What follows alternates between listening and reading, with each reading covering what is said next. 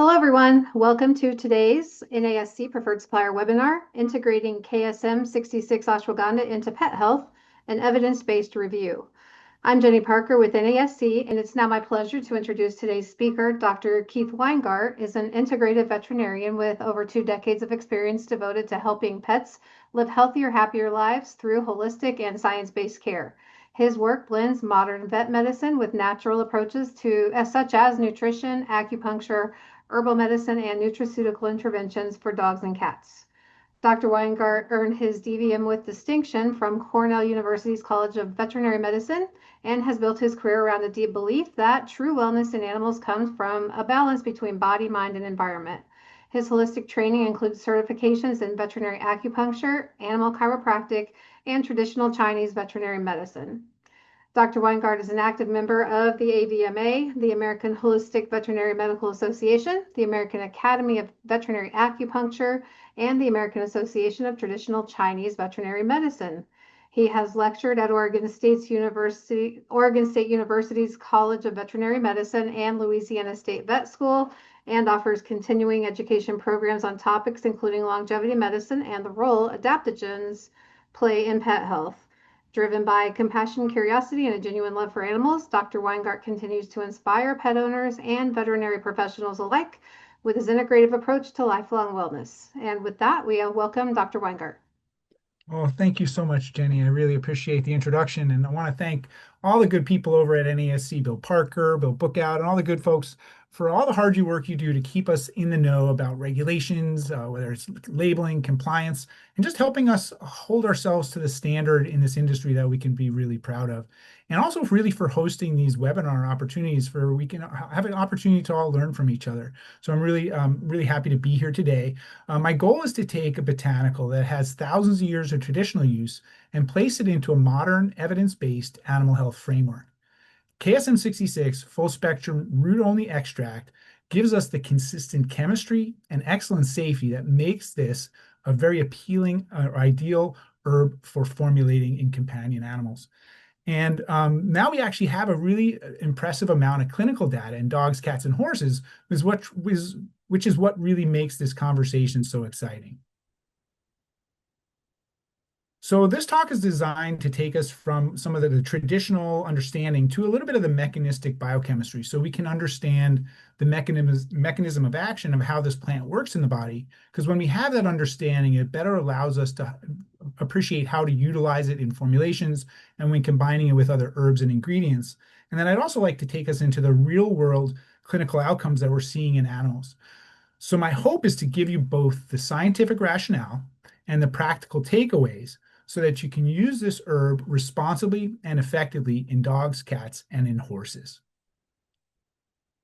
Now, this is an important regulatory disclaimer. This us being NASC, we got to kind of do it. So this presentation includes examples of ingredient level research and claims and is for the educational and informational purposes only.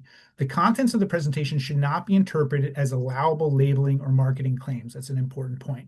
Some claims shown may not be permitted on finished animal health supplement labels, as any claims that imply the treatment, cure, mitigation, or prevention of disease would cause a finished product to be regulated as a drug under the FD&C Act. Federal Drug. Okay. So just so we got that housekeeping out of the way. So just be careful what you're saying. This is all for us to kind of learn about, but we got to be careful about taking some of the things we're talking about and applying it to a label. So as I mentioned last month, those of you who joined us, I was one of those people who's fortunate enough from the time I could pronounce the word, I knew what I was going to do. So my path to become a veterinarian started at a very young age. And it's been a really interesting journey. I started off in emergency critical care, which I learned so much trial by fire. But I also at that time started to see a lot of limitations of what conventional care had to offer, especially for animals who may have been really old. They were maxed out on medications, there were side effects, or there was just that patient population who just wasn't getting better with what we had to offer. And this point was really driven home when my own dog, Max, became ill.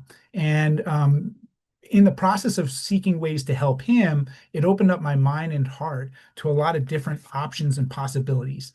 And that's kind of started this lifelong quest for knowledge, and that continues to this day. So I added lots of different integrative modalities, really focusing on whole food nutrition and really herbal medicine. And through it all, I've intensively studied nutritional supplement science and understanding how different ingredients and herbs can be incorporated in formulations to help our patients feel better.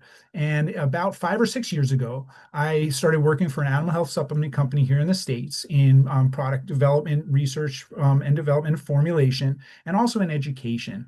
And my experience specifically around ashwagandha was about 20 years ago when I read David Winston's book on adaptogens. So I started using that plant in a lot of older patients, those with endocrine problems, things like that, and really seeing it shine with cognitive health. And then my exposure to KSM-66 specifically was when I started working in the supplement industry and my first NASC conference. And they were a supporter. And that's when I started exclusively formulating with KSM-66. And in the educational aspect of what I do, I did a continuing education webinar for veterinarians about the clinical evidence for KSM-66 ashwagandha in pets and going over all these studies like we're going to do today. So that's kind of what's brought me here. And like I said, I'm really happy to be here. Just as a little bit of a review, Ixoreal Biomed is the company that is behind KSM-66 ashwagandha. And just as a reminder, KSM stands for the region in India where the organic herb is grown. And then 66 is the number of research and development iterations that it took to perfect their green chemistry process. And Ixoreal Biomed is a vertically integrated manufacturer. They own every aspect of cultivation and production. And this is really important because consistency in raw herbal materials it matters enormously when we're looking at safety, but especially when we're applying this plant in clinical studies. And the green chemistry process that they've perfected allows for us to generate a full spectrum extract without having to use alcohol or other solvents. And the end product, the end extract, therefore has less bitter notes and a better organoleptic profile to make it easier for us to use in formulation. And as I joked about last month, if there was a certification, Ixoreal Biomed has achieved it. And they're also extremely reachable and responsive and very supportive in helping us utilize this ingredient in our product formulations. Now, ashwagandha is truly the flagship herb of Ayurveda. It's been part of Ayurvedic medicine for millennia, and often is employed as a rasayana, which is a type of rejuvenative herb that helps promote vitality, promotes longevity, and it promotes resilience, kind of like our modern terminology would be around adaptogen. And as Withania somnifera, the scientific name of ashwagandha, has also been known as Indian ginseng, kind of connoting that adaptogenic type of benefits. And what really makes KSM-66 so unique is that they stay true to the classical root-only aspect of the production, which has been what's been done traditionally for many thousands of years, but then applying that with modern precision in manufacturing so that we have a product that is consistent, pure, and has measurable bioactive content in that end extract. So as an herbalist, it's really important, and in herbal medicine in general, the plant part matters. And I often say when we have traditional medical systems that have been doing something a certain way for thousands of years, it's a pretty good idea to listen to that because they're doing it that way for a reason. And this is important with ashwagandha specifically because the leaves have been found to have compounds that may have higher quantities of compounds like witherferin A or other less desirable compounds that can be irritating or also toxic. So when we look at traditionally, it's only been root only, and then we have our regulatory bodies, for example, in India and the pharmacopoeia around the world, as well as many countries are only allowing root only extracts. It tells us, we probably should stick with a root only extract. And as an herbalist and a formulator, I'm always going to choose the safest option. And it just makes good logical sense to do that in this case as well.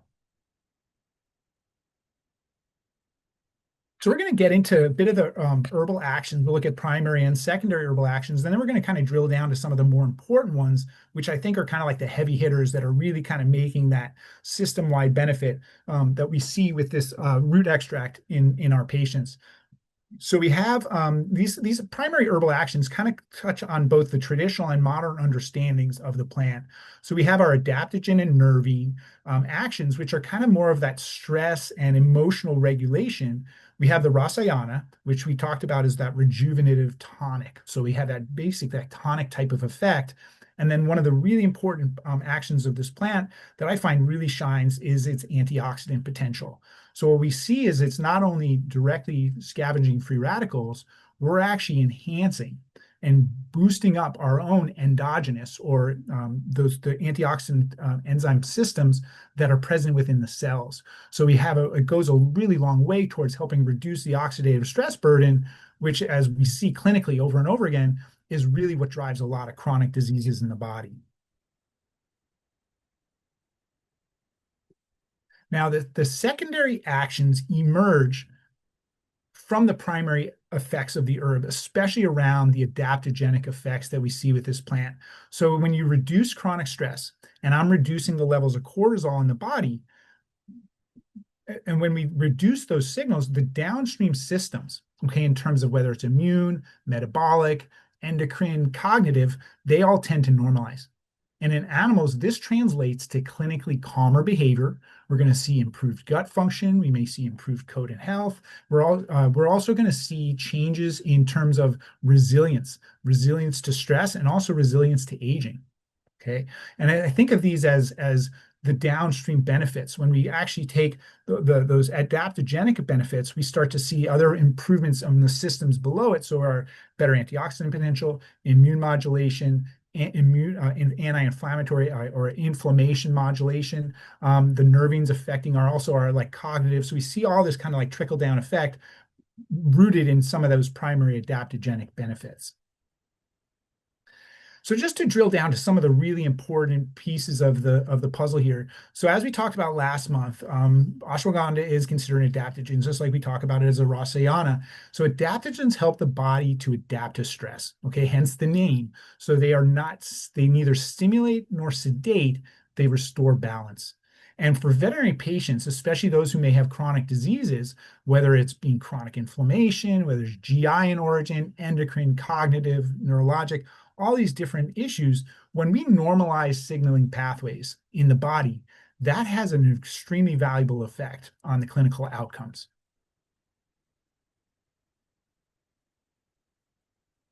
So just wanted to dig into a little bit of an understanding so we're all on the same page around how adaptogens in general, but especially ashwagandha, are working. It's really primarily trying to establish some balance in what's called the hypothalamic pituitary adrenal axis. So we see this diagrammatically represented here on the left.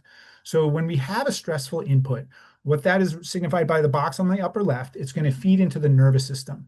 And what that does is it causes the hypothalamus to release corticotropic releasing hormone, which then stimulates the pituitary gland to release adrenocorticotropic hormone, which then stimulates the adrenal glands living by the kidneys to release their stress hormones, of which is cortisol, epinephrine, glucagon. And then those stress hormones have their end organ effects, which are going to be metabolic effects, which our hope would be that then that goes and feeds back and reduces the stress input to the whole system. But we also have negative feedback where those cortisol levels going up causes a negative feedback to the pituitary and hypothalamus to just chill out. We don't need any more. We got plenty of cortisol, and it kind of keeps the system in balance. Now, that's all well and good when everything works. And as we know in medicine, it doesn't always work. So what we have here on the right-hand side is a graphic representation with the y-axis is going to be cortisol levels, and then on time is going to be on our x-axis or our horizontal axis. And what we see on the left-hand side of this graph is that when the system is working, we have a stressor, the body responds, we stimulate the hypothalamic pituitary adrenal axis, we have an increase in our stress hormones, so our cortisol levels going up, but it's going up and coming down. This is classic homeostasis where we're achieving balance. Well, if that stress persists and the body is not able to adapt to it anymore, we start to see resistance to these stress hormones in the body. And this creates a vicious cycle. And we see more inflammation, the immune system stops working as well, and things start to spin out. And what happens is that stressor continues. We start to even have, there's continued attempts at adaptation, but we start to see things start to break down. And we start to get adrenal fatigue, adrenal collapse, and that's when things really go off the rails. So our hopes is to try and provide balance to this axis so we can keep it in that homeostatic state. So we can understand that if we have prolonged activation of this HPA axis, the downstream effects of that with the increase in cortisol can have really significant effects on systems all over the body. And this is when we start to see the wheels fall off the bus. So we can start to see increase in pro-inflammatory cytokines. We start to see muscle catabolism and breakdown. We start to see decreased conversion of T4 to T3.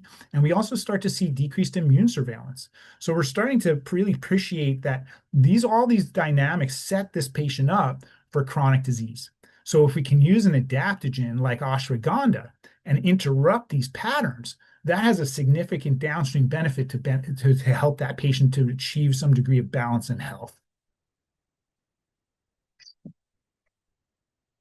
So I think it's important so we also understand like how these herbs are working from an action perspective.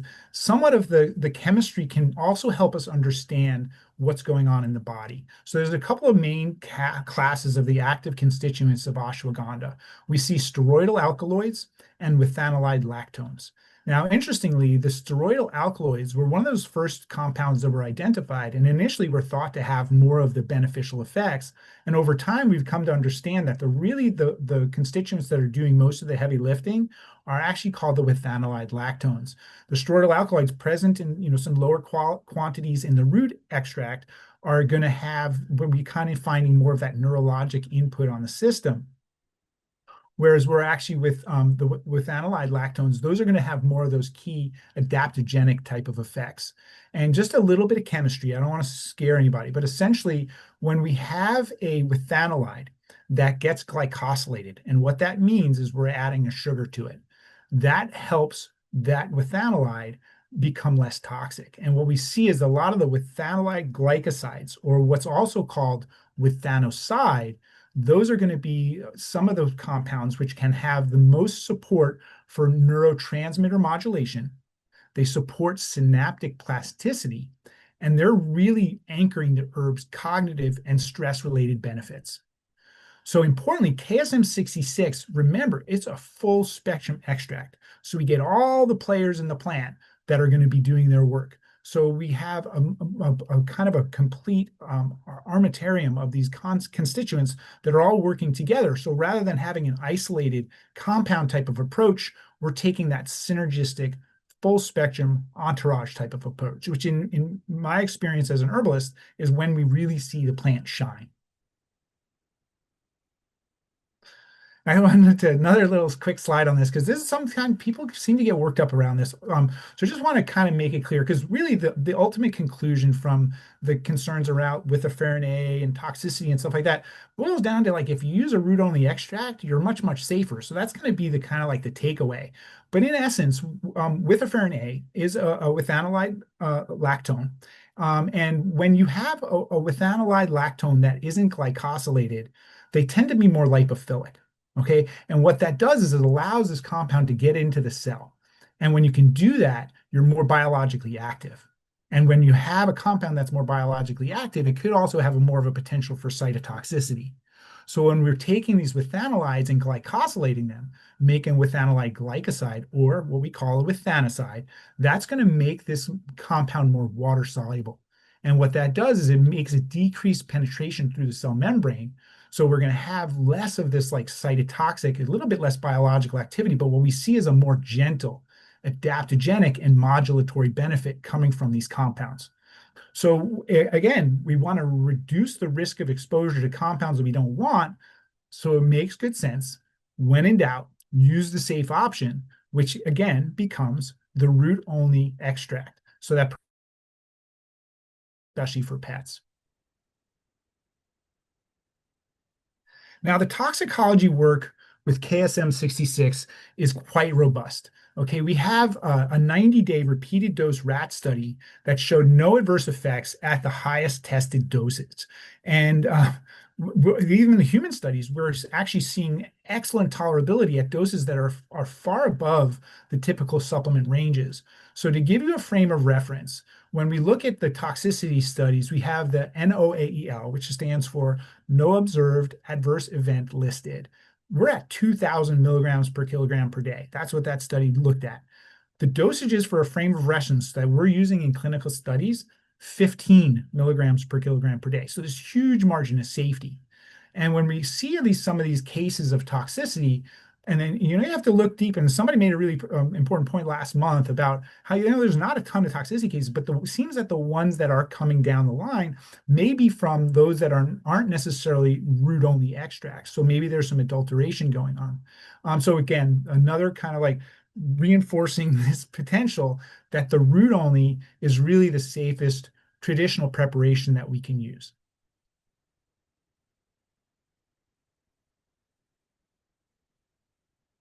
Again, to drill down, so there's another really important action of this plant. And I'm a big believer that oxidative stress drives a lot of chronic diseases. That's one of the focuses of my research right now, is how we can measure oxidative stress in our patients, and then how can we treat that with a targeted antioxidant approach. So ashwagandha is just such a really cool herb because it has this benefit for directly scavenging the free radicals, but then also activating a gene-in-gene pathway that involves NRF2. Okay, NRF2 is nuclear erythroid factor 2.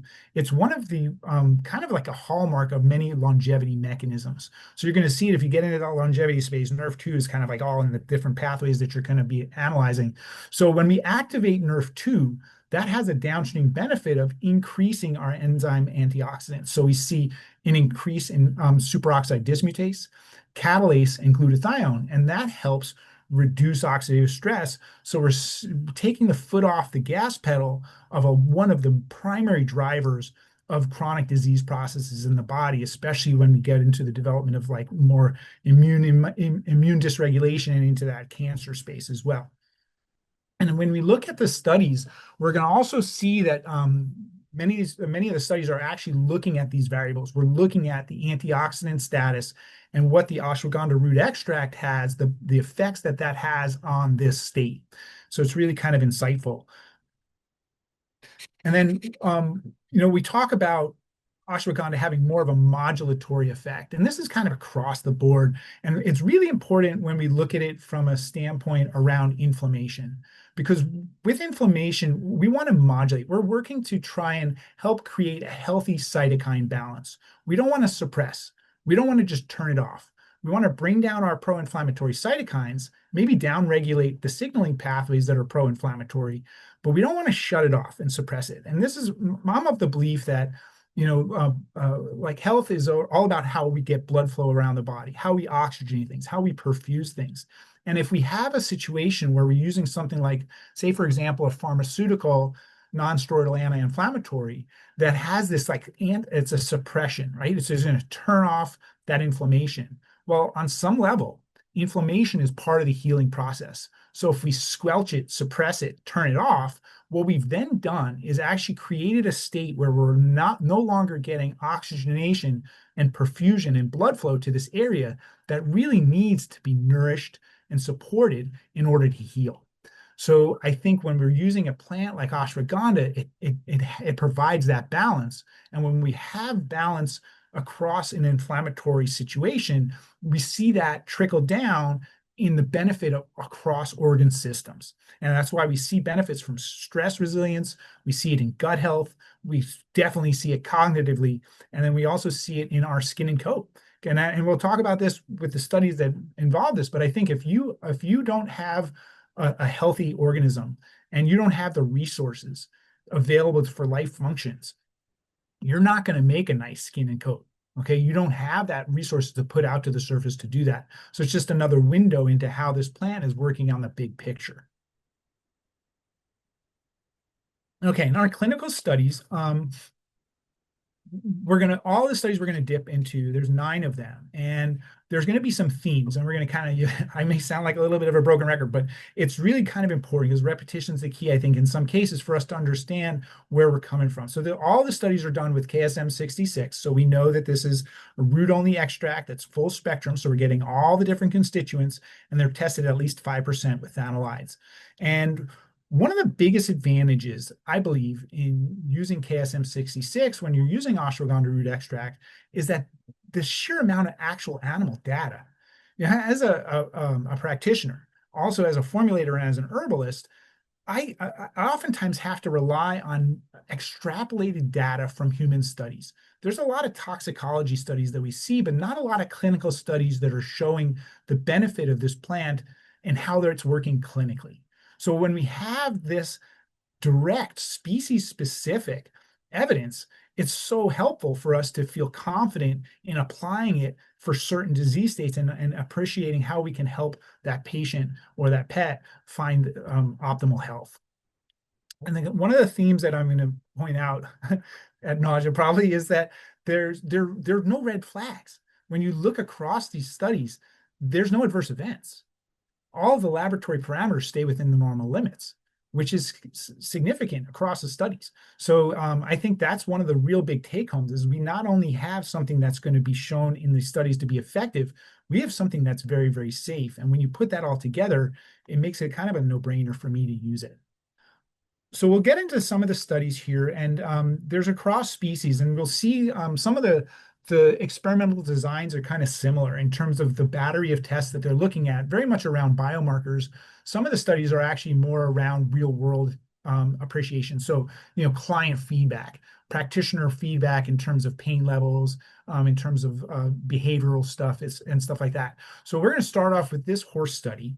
And this was a study in Kathawari horses, and and it really is evaluating how ashwagandha performs under real stress conditions, whether it was separation-induced, noise-induced, or exercise-induced stress. And what the extract was fed to the horses at varying doses. And in this study, this was how it was designed. But you'll see in the remaining studies that we look at, almost all of them actually use 15 milligram per kilogram per day dosing. Even the last study we're going to talk about is a horse performance study, again, uses a 15 milligram per kilogram dosing. So this one looked at a little bit of a difference in terms of dosing spectrum. But what they did is they administered the different dosages over 3 weeks. And the aim was to measure the herb's adaptogenic effects through its influence and changes on stress hormones.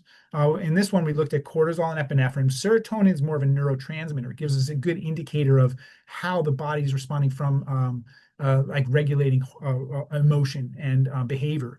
We look at immunomodulatory or inflammatory markers. So IL-6 is the one in this study, and the other ones we'll be looking at like tumor necrosis factor alpha, IL-10, and then there's a pretty good antioxidant profile that's giving us some real-time data around what we're doing to oxidative stress. And then through the studies, we're also going to have a hematological profile and a biochemistry profile. So almost all of them have that baseline in there. And there's some consistent type of changes that we'll see across the studies. So when we did this study, we saw that ashwagandha groups showed clear reductions in cortisol and epinephrine, which really reflects a higher stress regulation and a more adaptive response during the stress challenges. So we can see some balance coming into that HPA axis. Interestingly, I don't think it's on the slide here, but the serotonin levels actually significantly improved too. So that's going to give us the feedback that we have a more grounded, improved mood. If we're dealing with cognitive health in dogs, they're going to sleep better, less agitated, less anxious. With our hematology parameters, one of the things we're seeing across species is that we saw in all of them, the erythroid count, our leukocyte count, and our hemoglobin all significantly, all start to bump up. Okay, and they start to improve. Like we see almost like this Ross-Ion tonic type of effect with these hematology parameters, but they all stay within the normal limits. In this particular study, the biochemical parameters we looked at showed a reduction in both metabolic and inflammatory stress. And the key with this is while there's movement in these values, everything stays within the normal limits. We're kind of showing less, for example, a decrease in glucose, triglycerides, and liver enzymes, suggesting that there's a little bit less stress on the system.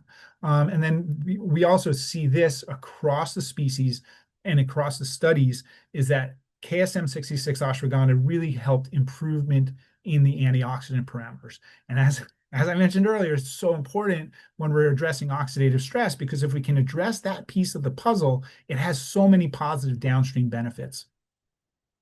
So the outcome of the study was that we had ashwagandha root extract was safe, it was well tolerated, and it supported healthier stress responses, improved inflammatory regulation, and improved antioxidant status. And I'm going to sound like a broken record, but here we are. There's no adverse events, and the laboratory parameters all stayed within the normal limits. So we have something that's effective and something that's safe. This study looked at the ashwagandha root extract in dogs. This one was kind of a bit more of it was a 4-week study that looked at stress, pain, and behavior outcomes at a 15 mg per kg dose per day. And the goal was to see how this influenced kind of real world well-being indicators. So rather than doing a battery of tests, they looked more at some stress response in terms of hormones, but then looked more at like how the practitioner or the people were relaying how the pet was feeling. And what we saw was almost 27% reduction in urine cortisol creatinine ratio. And what that signifies to us is that there's enhanced, much better decrease in the stress load that those animals are under, and we see an improvement in HPA balance. Okay, HPA axis balance. We had greater than 40% reduction in pain. All right, that's significant to me. If I could give something that my patients would feel 40% less pain, that's significant to me. And I think what we're seeing is that as we mentioned, that modulation of inflammation, and also how are those nervine aspects of the plant working to reduce muscle tension and stress in that. And then across the board from a behavioral parameters, we saw significant improvements. So whether it was fear, excitability, aggression, across the board, behaviors showed improvement. This was also an interesting piece, is that the body condition score improved. Excuse me. And I think that really reflects some of this tonic type of anabolic effect that the plant brings to us, in kind of a unique adaptogen in that way, in that we have this like tonification and strengthening without being overstimulating or creating any sort of insomnia. So this findings really suggest that the root extract would aid in attenuating the signs of stress and anxiety in dogs. Again, we saw no adverse events, and there were no changes, abnormal changes on the laboratory parameters.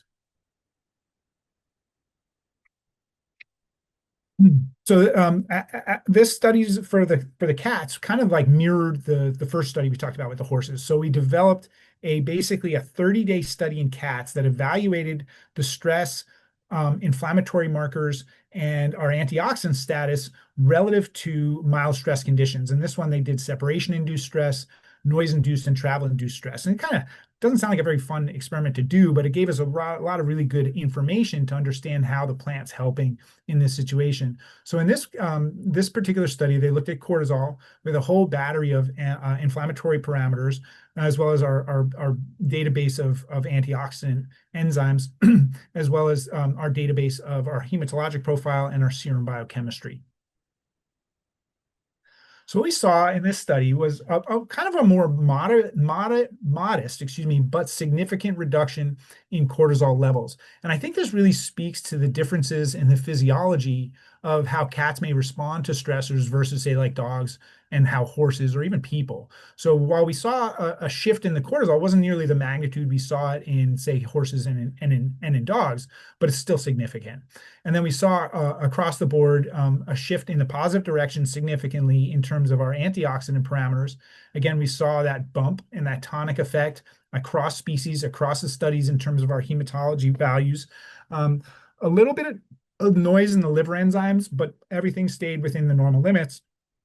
And we saw some significant increases in albumin and globulin, so just an enhanced, like a more improved blood protein profile. And then we saw the reduction in our inflammatory mediators, tumor necrosis factor alpha and IL-10, indicating more of an immune inflammation modulation, not suppression, just bringing these into a degree of balance.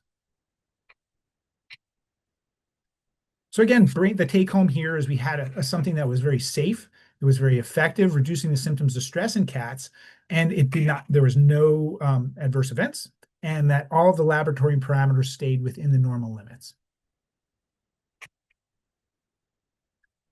Okay, so the next one we looked at was actually applying the same study design to geriatric dogs. And this is and I'll talk about this a little bit more in the cognitive space, but this is where I really feel this plant shines so much is because if we think about it, when we have older patients, they already have potentially like oxidative stress, dysregulated inflammation.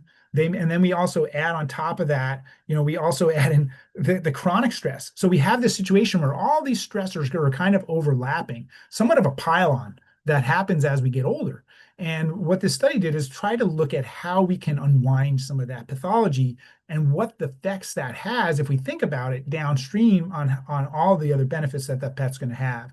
So what we see, this is a 4-week study, 15 mg per kg per day, and in 24 healthy dogs. And these were all blinded and placebo, yada, yada. So it was just, and you had half were getting it, half were not. It was administered in a gel capsule, so it was blinded. So, and then, and just giving us this feedback. So we looked at cortisol. We had our battery of anti-inflammatory parameters as well as antioxidant, and then our database of hematology and serum biochemistry. And what we saw in this was a significant reduction in cortisol. So really showing improved regulation of chronic stress in senior dogs. We saw a significant improvement in our antioxidant enzymes. So, and then we saw that tonic type of effect in our hematological assay as well. So a little bit of noise in the liver enzymes, but all staying within the normal limits, and then that change in our serum proteins. And then we're also looking at this same pattern where we see this reduction in tumor necrosis factor alpha and IL-10, indicating improvement and modulation of our inflammatory mediators. So we saw clinically the root extract can help reducing the symptoms of stress, but we also saw improvement across the board relative to inflammation and, again, antioxidant parameters. So like if we think about that, if we take the foot off the gas pedal of that elevated cortisol and we unwind some of these patterns farther upstream, overall downstream is going to be all these benefits. And then we see improved health span and longevity. So these are all, like, if you think about it, it's a really integral piece of how we can support our pets and horses, dogs and cats with one particular herb that does so much heavy lifting across systems. Again, we saw no adverse events, and everything stayed within the normal laboratory limits. This I thought was a really interesting study. So if you're like me and you kind of nerd out about the supplement industry and what's kind of in vogue and what people are doing, there's so much work being done in the microbiome space. I mean, I from a clinical perspective, there's just more and more companies are coming out with testing your microbiome and then coming out with supports and treatments and da-da-da. So it's kind of interesting that they did this study to give us some insight into how the plant could work in enhancing the gut health in dogs. I mean, if you look at it, there's actually even more people are starting to look at the microbiome and as a potential hallmark of aging. And if we can help keep our microbiome rich and evenly distributed and diverse, that goes a long way towards having a positive impact on the overall health of the organism. So this is a 60-day study, so it's twice as much as some of the other studies. And it was 24 healthy dogs at 15 mg per kg per day. And some of the things they looked at lactate and ammonia. They looked at our other serum biochemistries as hematology. And then there were all these other kind of parameters that were looked at relative to gut health.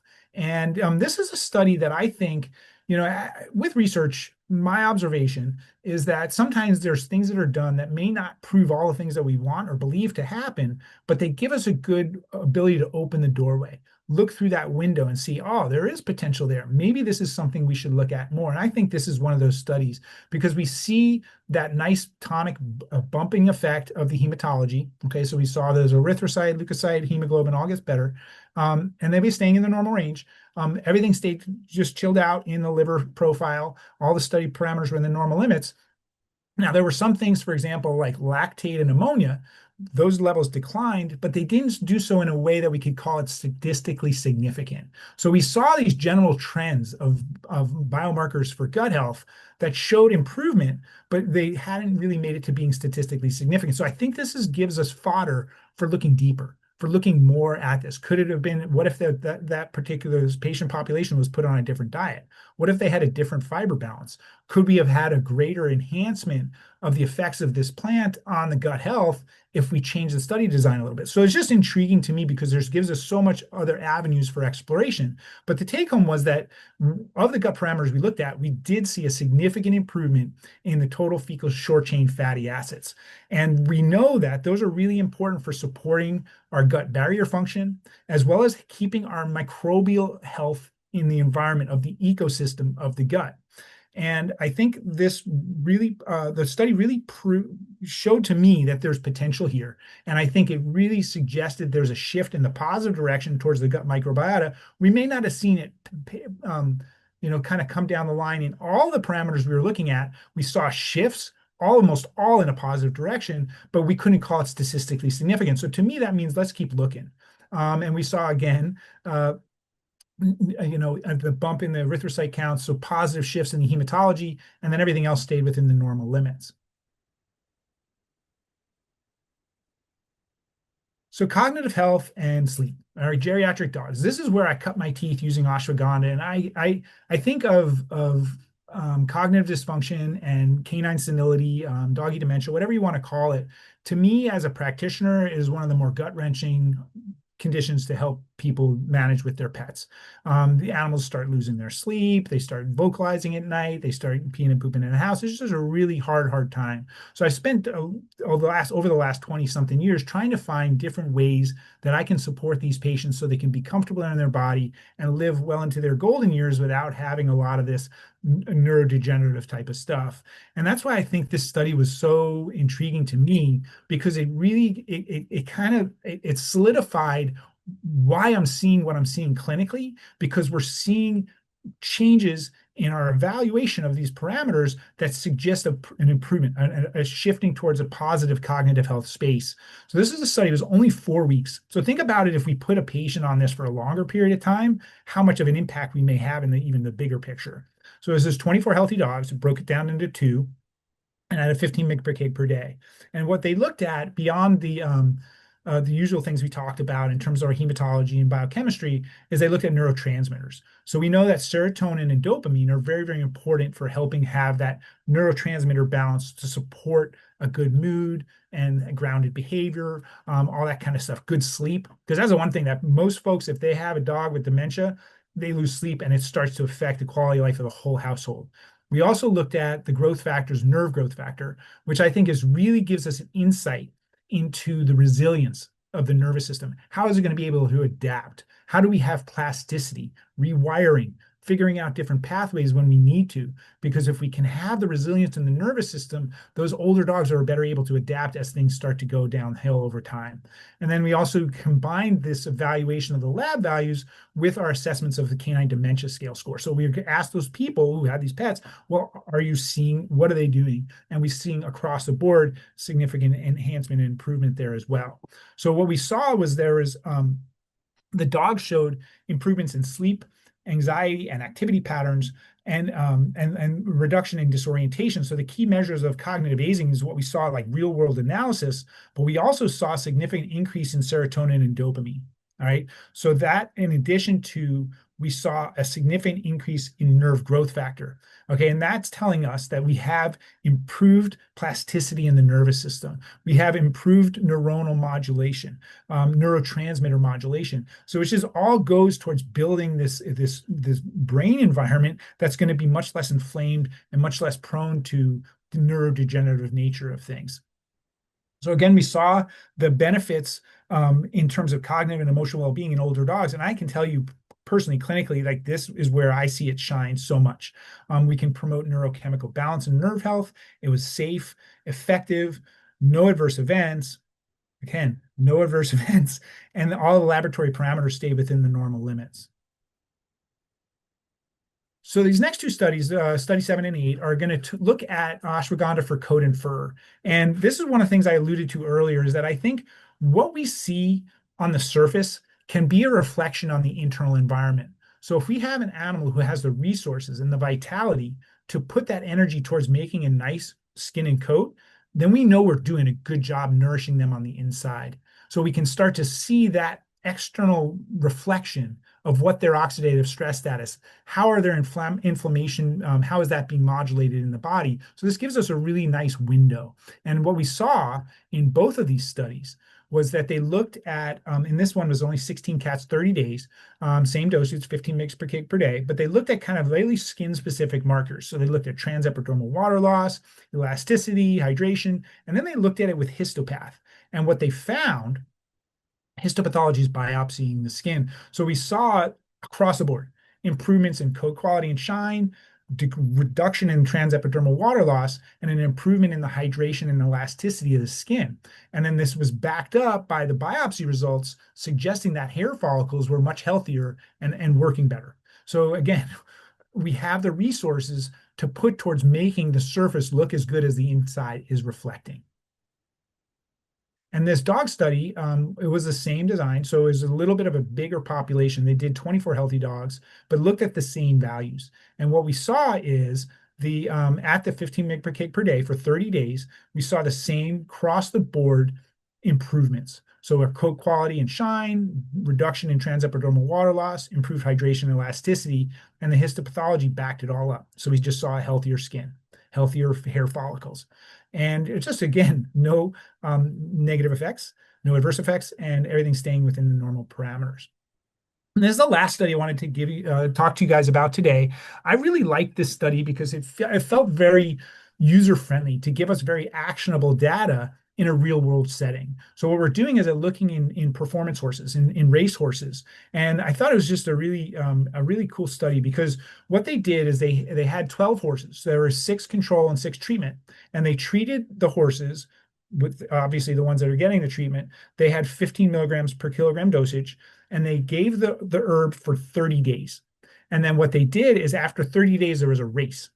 And what we collected blood samples 12 hours before the race, just before the race, immediately after the race, a day after, and then 2 days after. And what they did is looked at all this whole bank of testing. So we got our hormonal profiles. We actually had neurotransmitters in there, our immune modulator markers, T-bars, kind of looking at MDA as another biomarker, and then hematology and biochemistry. And what we found was pretty profound to me is that horses receiving the ashwagandha had better oxygen carrying capacity. They had more stable glucose, decreased liver and muscle stress markers. They had improved electrolytes. They had stronger antioxidant capacity and lower inflammatory cytokines. So just across the board, when we treated these horses for prior to the race, they had improved biomarkers, and they also showed significant improvement in recovery afterward. So this, to me, I don't work in the horse space, but I could just see from this information, this becomes a very intriguing ingredient to incorporate in performance supplements because we have the potential to really enhance not just their performance, but their recovery. How can we help them enhance their training? How can we prevent injuries? And I don't know a ton of, I'm not, like I said, I'm not in the horse space, but I think like injuries in horses is really expensive. And if you have a horse that they're a racehorse and they get taken off the track, that's a really huge loss in investment. So if we can keep these animals feeling as good as possible and helping them recover while reducing oxidative stress and setting them up to be healthy, to me, it just makes really, really good sense. So this study was just really compelling to me to really drive home the point, and especially a really well-designed study to give us a lot of feedback that this is a really helpful option. Again, we saw all of the parameters remained within the normal physiologic ranges, and it was safe, and there was no adverse events. So if we see this can become a really nice application for the ashwagandha root extract, KSM-66 ashwagandha root extract for equine performance and recovery support.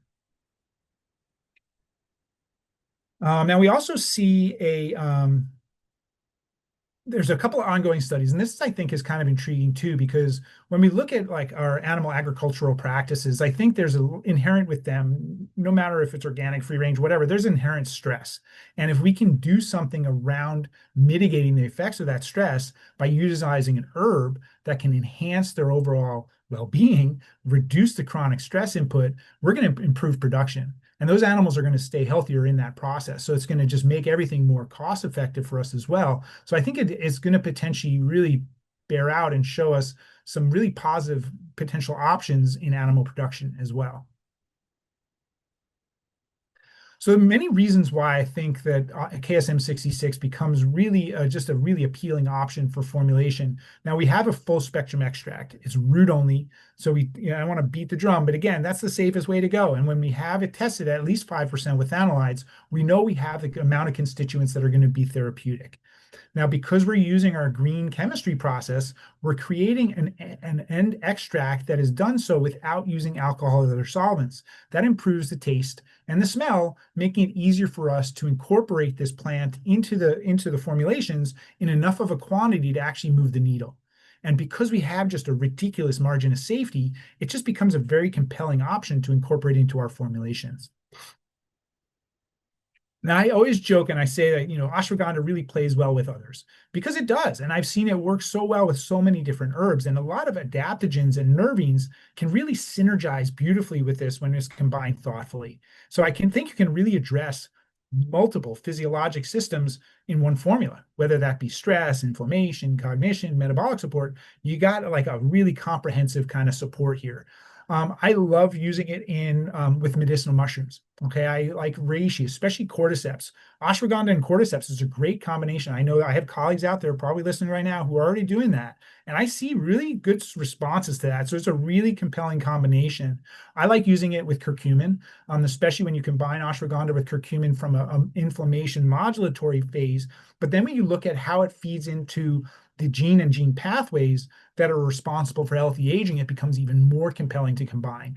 And then I like, again, I mentioned it with reishi, and far in medicinal mushrooms as well, I like it with lion's mane. And like I mentioned before, this is where I really, really see the root extract shine is in cognitive support. So when you combine it with other, say, cerebrovascular restoratives like ginkgo, cerebrovascular tropho restoratives like ginkgo biloba, it can really enhance the cognitive benefits. And with almost all my cognitive dysfunction patients, I see they almost all have this underlying like anxiety and agitation, and we can't ever really figure it out. The clients drive themselves crazy. Like, I gave him a new bed, I gave him water over here, I did this fooding, I took him out to go potty, and nothing's really helping. So if we can utilize calming herbs like bacopa, another Ayurvedic herb called Brahmi, that's a nervous system adaptogen. It unwinds that stress and tension so that these animals can better move through the stressor without kind of losing their mind about things. And I do also think it can pair well with lemon balm and passion flower. Now, if you do any research around like herb interactions or herb drug interactions, one of the things you'll see is a very, very safe herb, but they say be cautious with other nervines. Or if there's other herbs like, say, valerian, that may have a little bit of a sedative effect, or if you're a patient who may be taking barbiturates or like phenobarbital for seizures, you want to be careful and introducing this slowly. I haven't seen personally clinically any problems with it, but in a theoretical situation, it would be something you just want to be cautious of. And then I also I want to make a real quick comment here is I also think ashwagandha works really well with cannabinoids like CBD.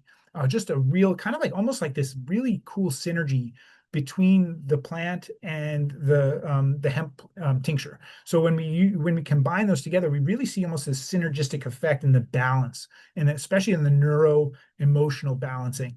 And then another thing I really like to use ashwagandha is especially around Cushing's patients, or when we have those patients who already have that cortisol excess, where their adrenal glands are overactive, we can give them something to help harmonize that. And ashwagandha seems to do that.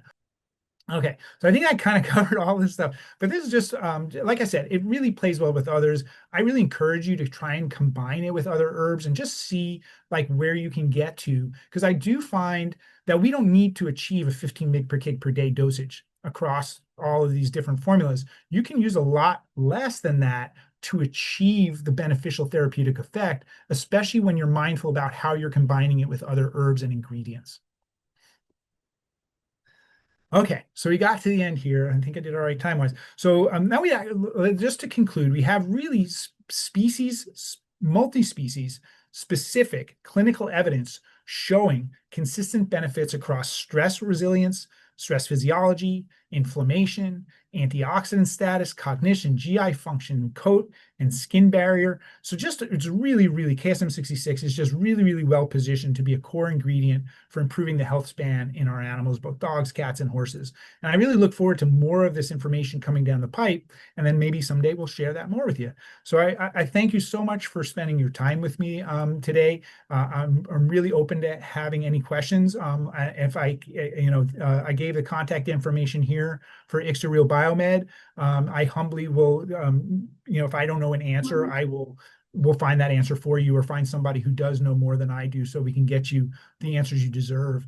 Again, I really appreciate you taking this time, and I thank you guys. So I guess we'll kind of turn it over to Jenny. Yeah, And thank you, Dr. Weingardt. That was a fascinating presentation. We appreciate it very much. oh, my pleasure. I don't see any questions popping up in the panel at this moment. And we are getting pretty close to the end of the hour. So unless anything pops up here in the next minute or so, we'll probably just wrap things up. And we did get a comment. Thank you, Dr. Weingardt. That was one of the best webinars yet. So that was Wow. very Thanks, nice. Jeff. Very nice comment, Jeff. Thank you. Yeah, so I think that we will just wrap things up. And on behalf of NASC, I just want to thank everybody for joining us today, and a big thank you to Dr. Weingardt for sharing his presentation. And Thank you. we really appreciate you. I appreciate you all, and we'll see you. If you have any questions, please reach out. I'm happy to help any way I can. Everybody, Absolutely. take good care. Thank you, Bye. and happy holidays, everyone. Yeah, happy holidays, happy New Year.